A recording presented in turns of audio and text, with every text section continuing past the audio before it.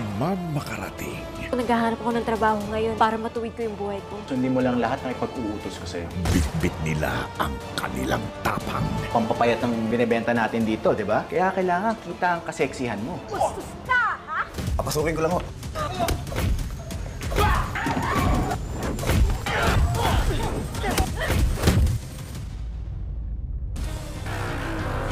Sino man ang dumating, tatapatan ng husay at galing.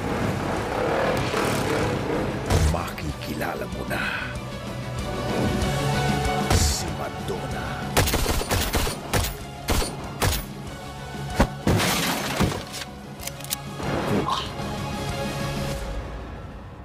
Ang mangyayari na Makikiramay tayo sa mga kabalyero.